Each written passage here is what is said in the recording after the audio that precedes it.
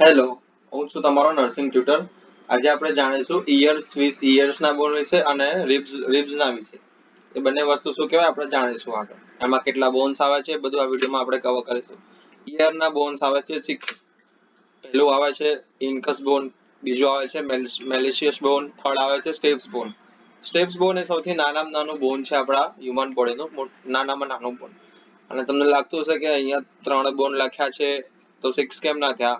એક જ કાન તો નથી હોતા આપણા બધાના, એટલે 2 કાન હોય છે. એના લીધે કે એ પ્લસ થઈ જાય છે, એટલે એક કાનમાં એક તો બીજા કાનમાં 2 હોય ને એ રીતના. પછી આ છે નીચે સ્કલનો ઈયરનો ડાયાગ્રામ. આ જો આ ઇન્કસ બોન છે આ વાળું, પછી આવે છે મેલિયસ બોન, છે કે નહીં આ વાળું, પછી આવે છે સ્ટેપ્સ બોન. એ સૌથી નાનામાં નાનું અંદરની સાઈડ હોય છે સ્ટીક થયેલું, અટેચ ટુ ઓવલ્યુઅલ વિન્ડો. ખબર પડી એ વાળું. પછી આવે છે રિબ્સ. રિબ્સ એટલે કે આપણી પાંસળીઓ. પાંસળીઓ 25 હોય છે. એટલે 1 થી 7 કહેવાય એ ટ્રુ રિબ્સ. મેડિકલના અમુક ટર્મ્સ હોય, એ ટર્મ્સમાં આ વસ્તુ લખેલી છે કે 1 થી 7 ની અંદર ઇન્જરી થઈ હોય તો એને ટ્રુ રિબ્સ કહેવાય. 8 થી 10 માં ઇન્જરી થઈ હોય તો એને ફોલ્સ રિબ કહેવાય. અને 11 થી 12 જે આવે ને એ ફ્લોટિંગ રિબ્સ કહેવાય. એટલે 12 ને 12 24, પછી જે નીચે લબડતી રહે એ ફ્લોટિંગ રિબ્સ આવે, એટલે 25. ખબર પડી ગઈ?